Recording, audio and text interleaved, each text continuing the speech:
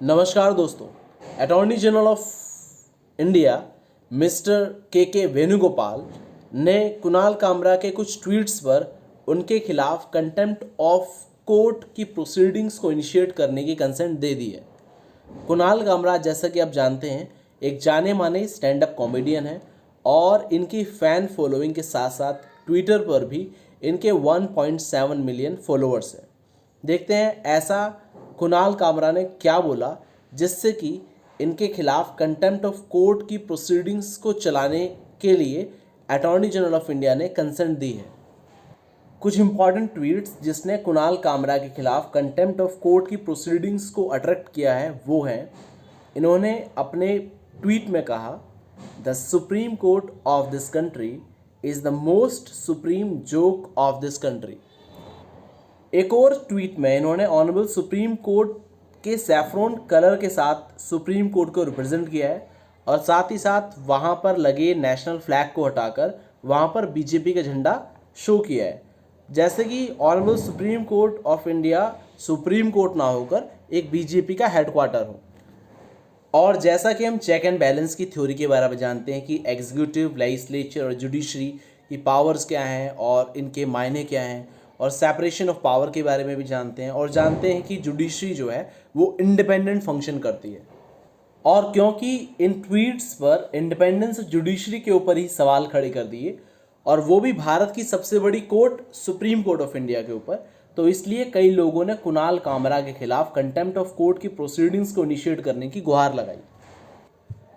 कुणाल कामरा ने तो अपने ट्वीट में यहाँ तक कह दिया कि DY Chandrachud is a flight attendant serving champagne to first class passenger after they are fast tracked through while commoners don't know if they will ever be boarded or seated, let alone served justice। और कुणाल कामरा के एक और tweet जिसने legal fraternity को बहुत ज़्यादा hurt किया है वो है, all lawyers with spine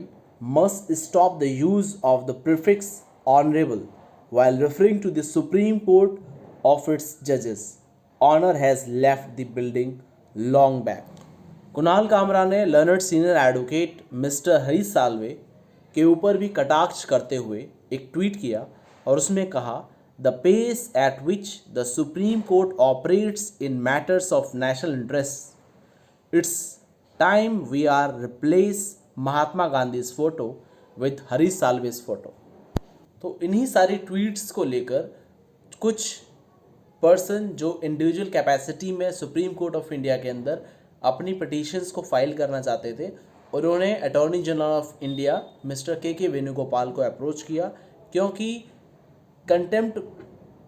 of court की पिटीशंस को फाइल करने के लिए सुप्रीम कोर्ट ऑफ इंडिया के अंदर सबसे पहले जो अटॉर्नी जनरल है उनकी कंसेंट का मिलना ज़रूरी है और अटॉर्नी जनरल द्वारा ये कंसेंट दे दी गई है। और साथ ही साथ अटॉर्नी जनरल ऑफ इंडिया ने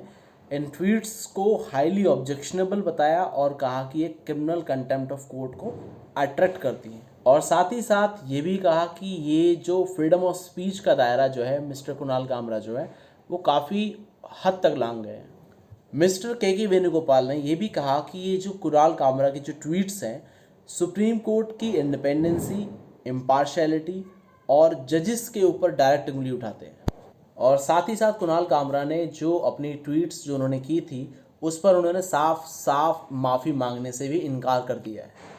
और मना करते हुए उन्होंने ये भी कहा कि silence of the Supreme Court on matters of others personal liberty can't go uncriticised. और जैसा कि आपको पता है कि ये सारी जो ट्वीट्स हैं ये अर्नब गोस्वामी को जब ऑनरेबल सुप्रीम कोर्ट के जस्टिस DY चंद्रचूड ने जो बेल दी थी उसके बाद ये पब्लिक डोमेन में आती हैं।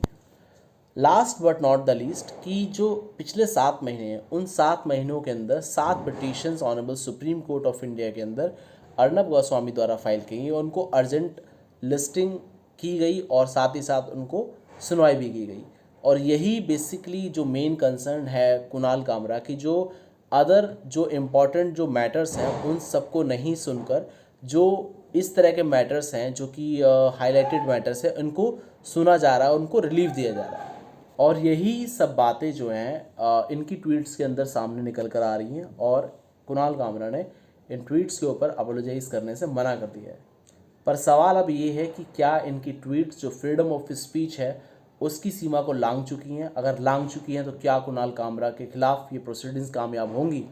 अब देखने वाली बात ये होगी कि honourable supreme Court of India का इस बात पर क्या ओपिनियन होता है, इन ट्वीट्स पर क्या ओपिनियन होता है, क्योंकि ऑनरेबल जस्टिस DY चंद्रचूड़ जो अर्नब गोस्वामी की बेल है उस समय ऑर्डर्स में भी ये कह चुके हैं कि जो छोटी छोटी ट्वीट्स पर आजकल लोगों को अरेस्ट करके उनको जेल भेजा जा रहा है। अब इन ट्वीट्स पर ऑनरेबल सुप्रीम कोर्ट का क्या ओपिनियन होगा, ये देखने वाली बात होगी। तो दोस्तों, आपका इस पूरे मसले पर freedom of speech versus contempt of court के ऊपर आपका पर्सनल क्या ओपिनियन है,